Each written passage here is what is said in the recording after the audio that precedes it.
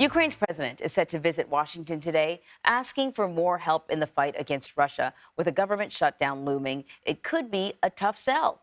Weijia Jiang has the latest from the White House. Weijia, good morning.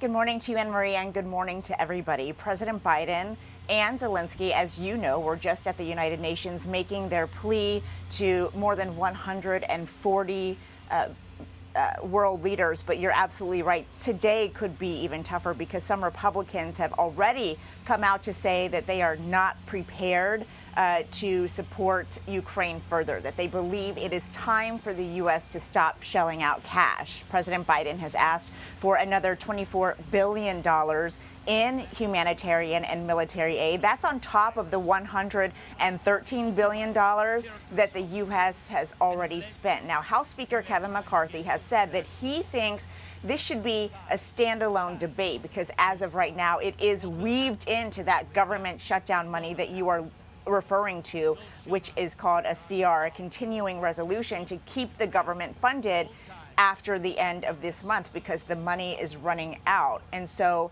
right now, whether there are enough votes in the House is the big question. We do know that Democrats and even Senate Minority Leader Mitch McConnell have been very vocal about continuing the aid for Ukraine, as well as most other Senate Republicans. But if you don't have the numbers, you don't have the numbers. Of course, it will be very different to have Zelenskyy making that plea in person.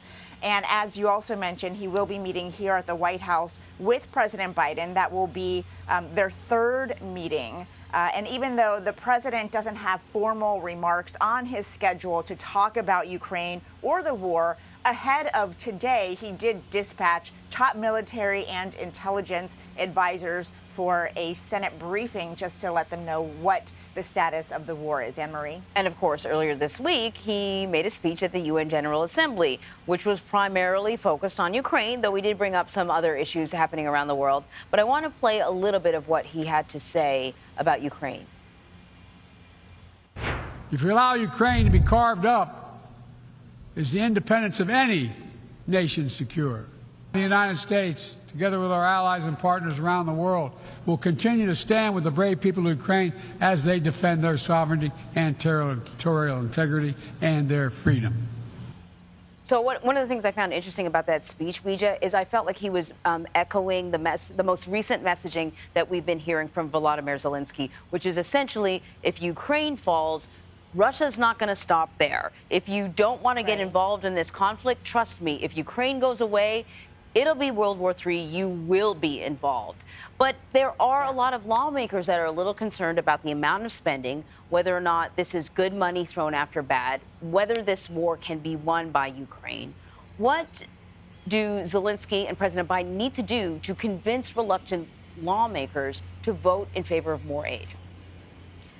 Well, honestly, Anne-Marie, I think it is going to take some negotiating because it seems that these conservative Republicans are drawing a pretty clear line. It's not just that they don't want to fund the war in Ukraine.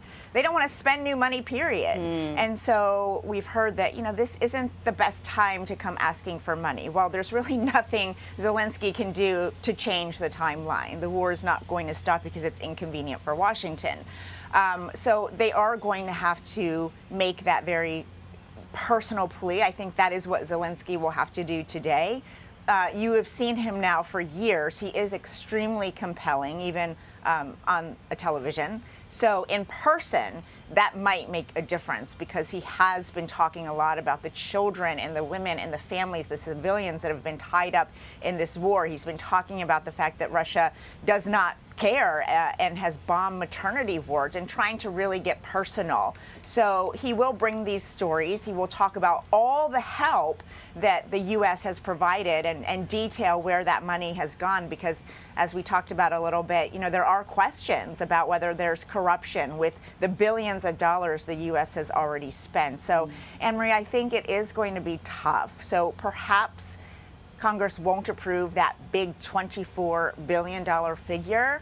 It's also hard to imagine them not approving anything, right? Because there are some Republicans who are saying, look, if we turn our backs on Ukraine now, why would any country trust us in the future? So it's not only about the ongoing war, but it's about America's standing with the rest of the world. Yeah, and American support, overwhelmingly, American voters still support Ukraine in this war, and that's something I'm sure all the politicians are thinking of as well.